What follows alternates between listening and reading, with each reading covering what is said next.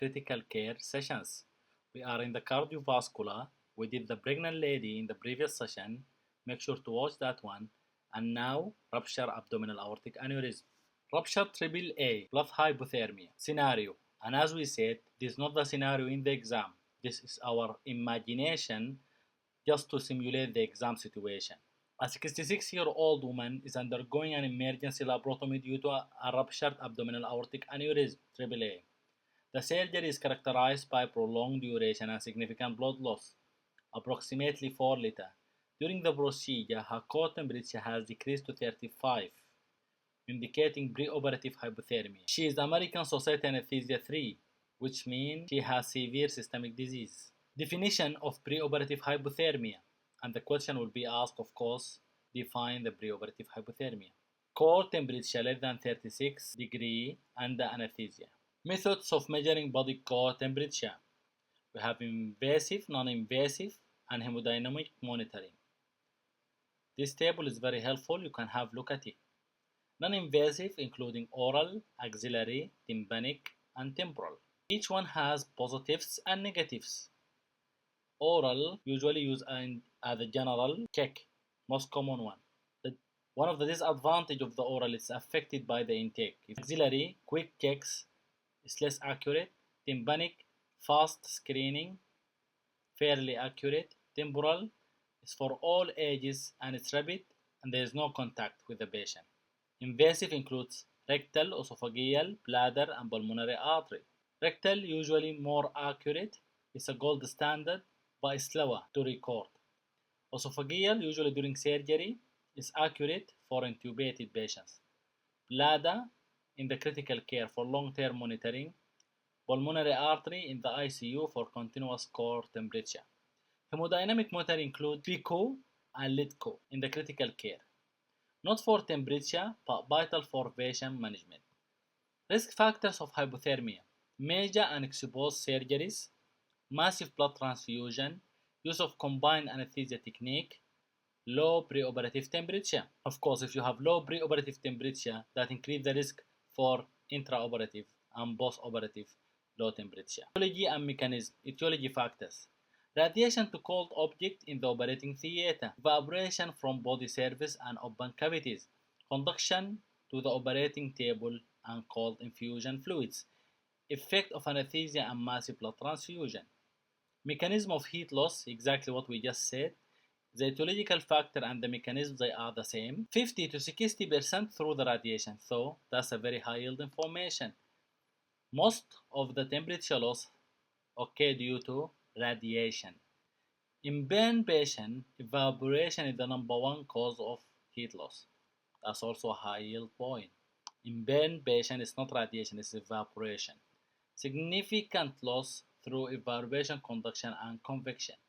Here, we're showing you what do we mean by each one. Radiation is the most important factor, 60%. Evaporation, convection, and conduction. In burn patient, evaporation is the number one cause of heat loss, as we said. Radiation, heat loss through infrared rays, heat transfer without contact, that's the radiation. Evaporation, heat loss due to the conversion of water to vapor. Convection, heat loss due to air current or the movement of gas. Conduction, heat loss due to direct physical contact with the surface. Complications of hypothermia. When you face this type of question, it's better to classify your answer. You should say, complication of hypothermia, cardiovascular, respiratory, renal, hematological, and metabolic. Cardiovascular include decreased output, myocardial infarction, arrhythmia, and vasoconstriction, which will increase total peripheral resistance. Respiratory include increased resistance, ventilation perfusion mismatch, VQ mismatch, ventilation perfusion mismatch. Renal, decreased flow and filtration, diuresis. Hematological, coagulopathy, and platelet dysfunction. Measurement of core temperature, as we said. The question will be, what are the measurement of core temperature? You should answer using this table, invasive and non-invasive. And when you answer this question, please don't mention these notes, this is for your knowledge. Just mention oral, axillary, tympanic, temporal. Invasive include rectal, esophageal, bladder, and pulmonary artery. And for hemodynamic monitoring is PICO and LIDCO.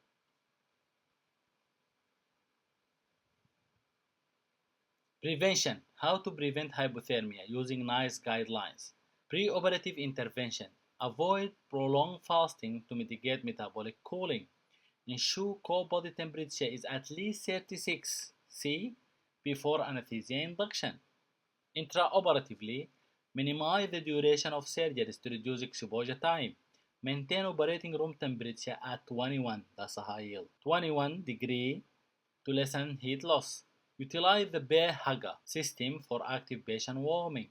Use warm intravenous and irrigation fluid to prevent internal cooling. Expose only the necessary part of the patient body to minimize heat loss. What is Behaga system? A convective temperature management system used in hospital or surgery center to maintain a patient core body temperature. So we discussed A, B, and now C. Post-operative intervention. Do not transfer patient from the recovery room until their core temperature is above 36, ensuring they are adequately warmed before moving to less monitored environment. Actively warm the patient with fluid warmer. Force hot air using bear hugger. This is a bear hugger that we talked about. Monitor and manage coagulopathy, considering DIC risk due to hypothermia and massive blood transfusion. You may be asked, what is DIC? DIC stands for disseminated intravascular coagulopathy. It's a serious condition where small blood clots form throughout the bloodstream, blocking small blood vessels. These clots can reduce or block blood flow to the organ and other parts of the body, potentially causing organ damage. How are you going to manage the DIC management? Fresh frozen plasma, platelet, and cryoprecipitates. Massive blood transfusion complications, fluid overload, electrolyte disturbance, hypocalcemia, and coagulopathy. Why hypocalcemia? When you transfer blood transfusion, why hypocalcemia occurs? Citrate in the transfused blood binds to the patient endogenous calcium when blood products are administered. Citrate in the transfused blood binds to the patient endogenous calcium when blood products are administered, rendering calcium inactive. Intraoperative blood loss reduction, and the question will be how to reduce the intraoperative blood loss using cell salvage, autologous transfusion, hypotensive techniques. As you can see in the image, you have the backed red cells that transfuse to the patient. You have the blood coming out from the patient, goes to a processor with saline wash. Some of it will be wasted and some of it will be retained back to the backed red blood cells. Post-operative complication of AAA repair, organ failure, ongoing hemorrhage, limb ischemia, myocardial infarction, stroke, abdominal compartment syndrome, bowel ischemia, and spinal cord ischemia. Lastly, you may be asked about the types of blanket used in hypothermia. We put them with the images so you don't forget them. Space blankets, this is the space blankets. Blizzard blankets, this is the blizzard blankets. Wool blankets, this is a wool blanket. Heat buckets, this is a heat bucket. This concludes our session today. Our next session is preoperative aortic stenosis.